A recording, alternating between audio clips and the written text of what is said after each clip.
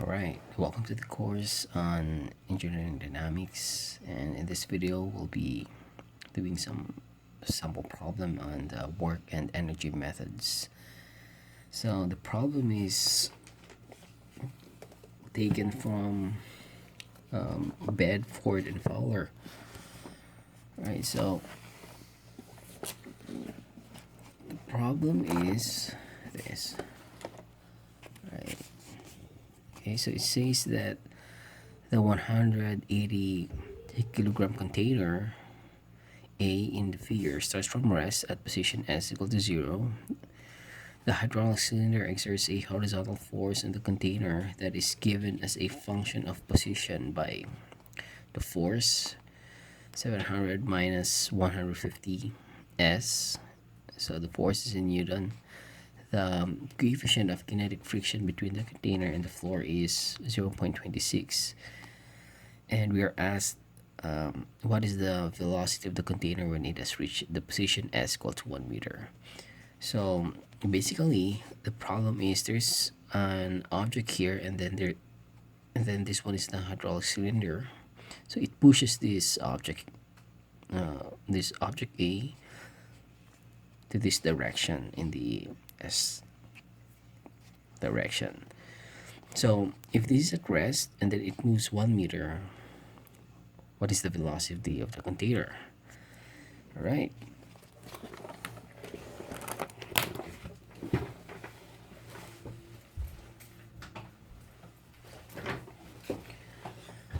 Okay, so the first thing is, okay, let's write our solution here.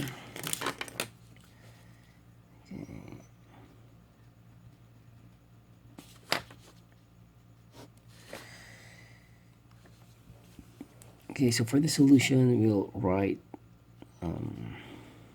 drawing the free body diagram.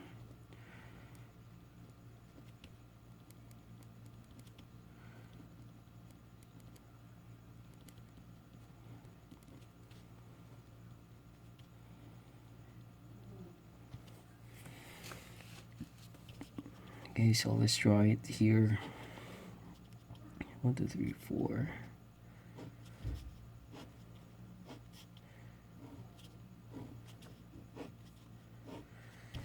Okay, so that's our container here, and then let's expose the forces.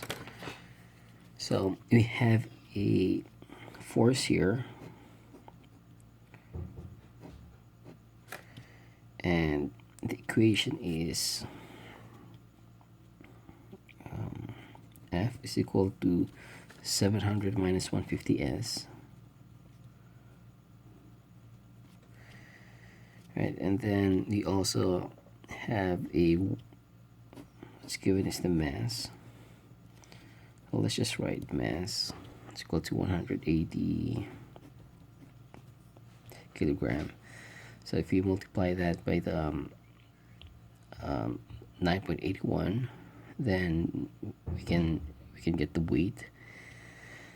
And then of course, since it is resting on a plane, then we'll have a normal force here, and then the direction of the motion, if we'll try to draw the kinetic diagram, it's going to the right. So we'll have a friction force over here.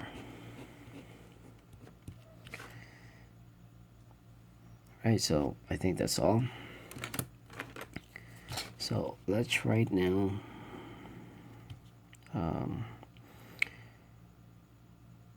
the equation for work and energy method.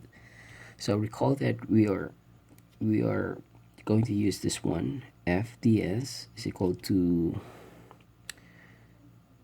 mvdv.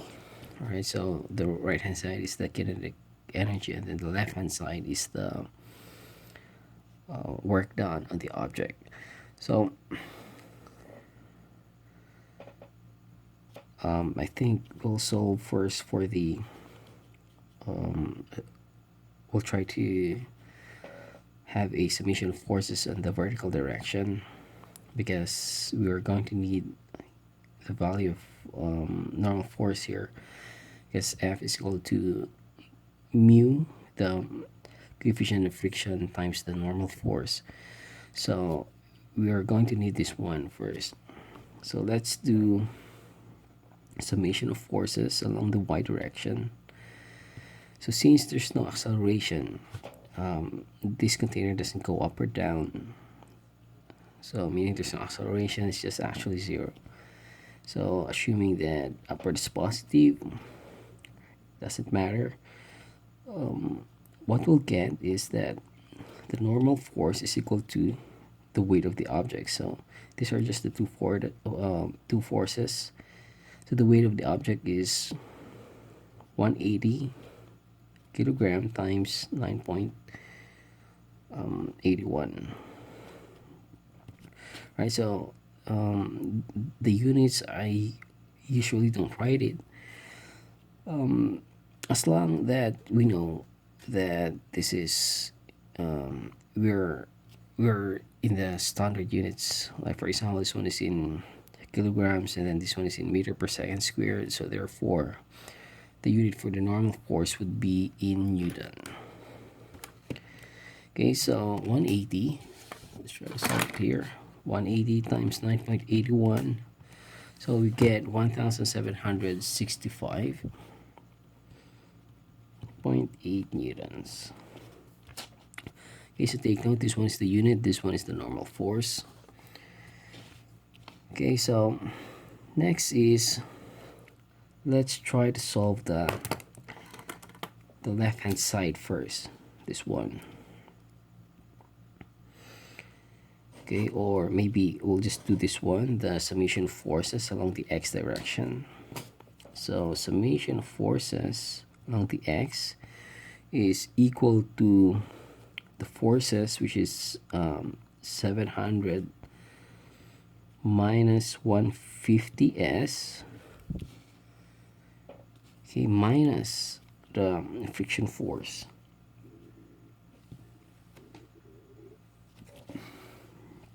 Right, so but what is the friction force? So friction force is equal to mu times n, so this mu is 0.26 times the normal force times 1765.8.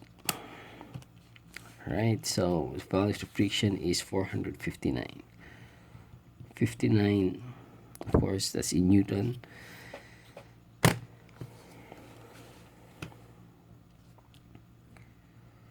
Okay, so let's continue on this summation of forces thing on the x direction. So we have 700 minus 459. So take note, this term is just constant, and then the friction force is also constant. This middle term here has an s variable here. So what we can add up is just this one, 700 and then the 459. So 700 minus 459 is equal to 241. So 241 minus the 150s. Right, so that's the summation of forces along the x direction. All right, so next thing is solving for the work done.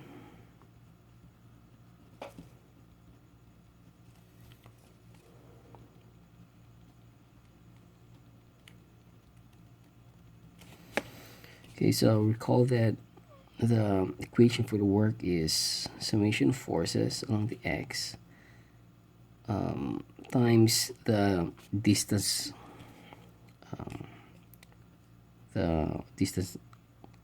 that's traveled along the force direction. Okay, so let's just input the value. So for the forces, we have this one, the 241 minus 150s. So let's write down 241 minus 150s. So this is the first the force term, and then let's multiply it with the ds. Okay, so let's try to integrate this one. Okay, so let's integrate. So it's just 241 integral of ds minus 150 integral of s ds. Okay, so let's evaluate from our initial points and final points. Okay, so if we'll try to draw that one. So for example, this is our initial point. So after the force is acted on this container, then it moved, let's say, 1 meter. So s here for the initial point is 0, and then the s at this final point is 1 meter. So since it is from rest, the velocity is actually 0, and then the velocity here, let's say at point 2, and then let's say this is at point 1, s1 and then s sub 2. So the v sub 2 here is we don't know yet. Okay, actually that's what we are trying to solve here. Okay, so if we try to include the limits, so initial point, which is 0, I mean this one 0 to 1 meter, so 0 to 1, and then this one 0 to 1. So try to integrate that, then this is just 241 times s evaluating from 0 to 1 minus 150. So let's integrate this, s squared all over 2 evaluating from 0 to 1. Okay, so what's this? This is just 241 minus, so if you try to input this, it's just 1 squared all over 2, and then if you try to input the 0, everything gets 0. So 150 all over 2, or 75. Okay, so the answer is 241 minus 75, it's 166. Oops, 166. So Newton and meter, so this is Newton meter.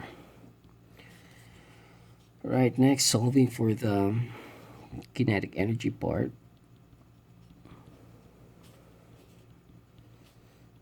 Kinetic energy.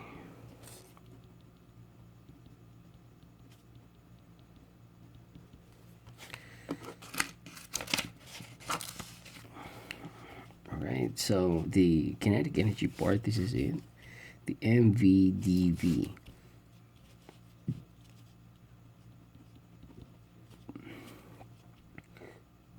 Okay, so what's our mass? It's 180 kilograms. Then our velocity is we don't know. So if you try to integrate this one from initial condition to the final condition, so we have 0 to v. Alright, so let's try to integrate this. 180 v squared all over 2 evaluating from 0 to v. So basically this just 180, or let's say 180 v squared all over 2. Right, so let's try to box this. Right, and then this one. Okay, so the next thing is let's equate now. Equating the two equations.